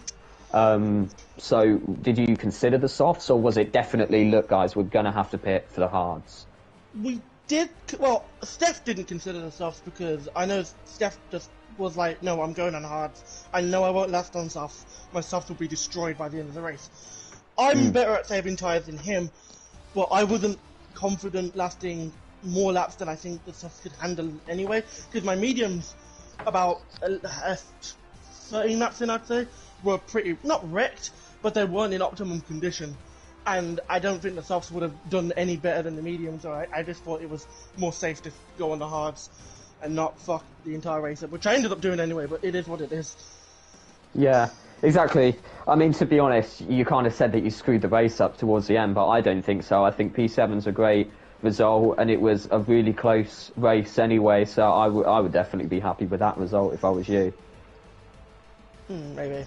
I mean, I don't know. I don't know. Maybe. I mean, I guess P7's good, but it could have been a P4, P3, I think, or even just P5, which was my qualifying position. Could have been so much better, but it is what it is. That's racing for you. I mean, fair enough. Yeah, absolutely. But we're just going to pan over to the final driver, the extremely patient Sky, and I always call him patient because he always seems to be the final driver who gets interviewed every single week. He's always kind of like the first one in and the last one to be interviewed. I mean, first of all, Sky, fun fact, has got like 1,000 hours in Destiny 2. I think I might have made that up a little bit. I think it's more than 1,000. Which I'm going to check your accounts. The reason why is when I was doing the right, hang on, I'm going to fully check the account. Right, hang on a minute. This is completely unrelated to F1. Destiny 2, wow, it's even worse. I'll tell the number in a minute. But basically what happened was, when I was doing those calculations to work out everyone's experience, I had to go on their accounts and see how many hours they had on F1 games. And when I went on Sky's account, the first game that popped up was Destiny 2. And I was like, wow, this guy really likes his Destiny 2. Turns out he's got 3,523 hours on Destiny 2, which is maybe a little bit too many. And he has got the platinum trophy. Yeah, I think it's just overtaken Skyrim. That's Xbox alone. That's not counting like PC and PlayStation because I've got more. Oh dear, that seems honestly terrible. 770 hours on FIFA. I mean, I'm not going to expose your entire. Jesus Christ! Oh God. Yeah, and that was FIFA 21. That. No, that was FIFA 22. Oh God. No, actually, it can't be. Right, hang on. I'm just going to check that game. Okay. I feel bad for like. Go to this later. Yeah. I feel bad for exposing your entire playtime to the world. But PJ, whilst I check Sky's play hours, you go ahead and ask the questions. Oh God. Man, Sky, how does it feel to be racing for the only American-owned team? That's what I want to know. What? Can I swear? Yes. I did. So Fucking shit. What do you mean? It's America and Russia money. That's the dream combo. Yeah. Well, I mean, our team doesn't have the best relationship at the moment. Let's just say that. This race hasn't helped it whatsoever. All the best Wi-Fi. Hey, I'm fixing that, okay? I think everyone's kind of bullying Oda at the moment, but I think it's kind of revenge for what he was doing when he came on the microphone and started bullying Phil Donald a little bit. I feel like that's kind of revenge for that. We got you, Phil, don't worry. Fight. But it was like, to be honest, I just overall had a really unlucky race. That's the thing, I'd say two major crashes. One sort of like wasn't really my fault, but it still happened, sort of thing. It's like, so the one like they're all like middle, and then two at the middle, then one at the end. So that kind of, I don't know really. Yeah, I know what you mean. I mean, I did actually see, I kept on checking that you were getting into quite a bit of trouble when it came to contact throughout that race. You were contacting, you had quite a bit of contact with quite a few drivers. It seemed like, it was a case of sometimes there were racing incidents that you were sliding all over the place. The main incident... My tyres were dead. Oh yeah, to be fair. But the main incident in question is, I think it was between you and... Chico, that was it. This was the last. Oh boy. Yeah, it was a final lap, and it seemed like Chico just absolutely took you out. You were sideways. I think because you were lagging a bit as well. You were like upside down on my screen, to be honest. But it was a mad crash. I mean, what happened? Kind of talk us through. So I think I got a bad exit on the corner before the chicane. I think. Well, I'm not sure. I mean, it might have just been my tyres that were just like their tyres were like I think it was like 45% on the rears and stuff like that. So my tyres were shot. I was thinking of going onto the sauce with the late safety car, but decided not to. Which I probably should have. But then like I went to the far right because I think it was Luke in front of me was defending. Hi. I went to the far right. Chico just I don't know. I really want to know why. He just randomly dove down my inside, even though he was going to be boxed in. Yeah. And then just decided to stick it out when there's no way both of us could fit through. Because I was going to go wide because I had a really close line. I had the wide line on the entrance. Yeah, exactly. So it seems like it will be kind of an incident that will be reported, I imagine, and looked at by the FIA. I don't know at this point, but It wasn't. Wait, are we talking about the collision? Are we talking about Chica's collision when he spun out early race? No, it was my actually second to last lap. Oh, Yeah. damn. Okay. Yeah, I think this was just behind you. Oh, I wasn't. Okay. I think this was like P7, like P8, P9, and I think you were in like P5 at the time or something like that. If I remember correctly. Yeah, but extremely interesting kind of situation. But it's unfortunate to kind of have a race almost robbed from you with only 2 laps to go. I think you were doing really well up to that point, actually.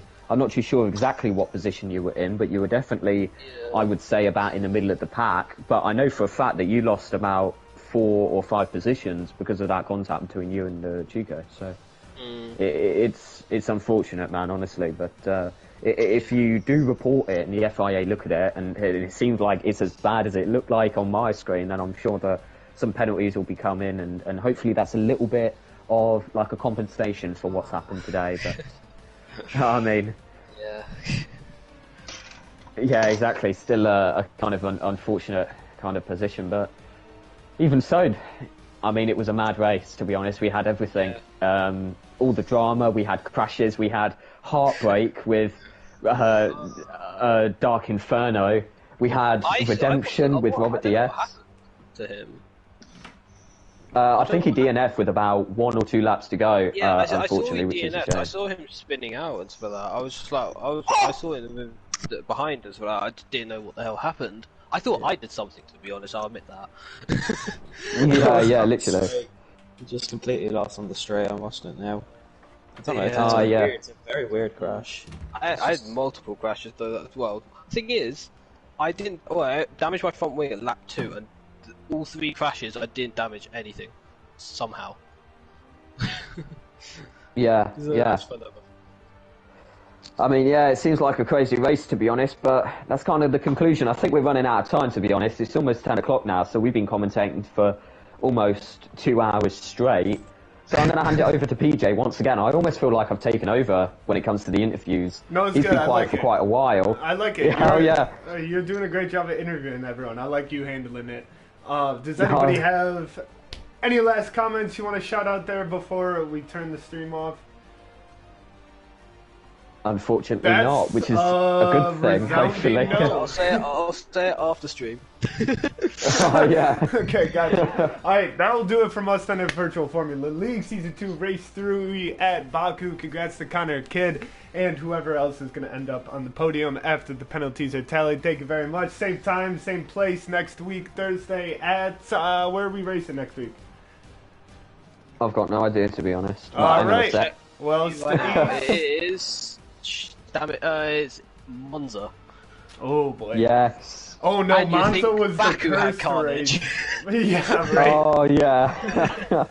I remember that. Tune in for it. Tune in Sunday for T2 as they take on Baku. I'm sure you will all agree that is going to be very, very exciting. Can't wait to hear 2 Haas drivers rage. That'll do dear, it but... from us, everyone. Adios. See you next week.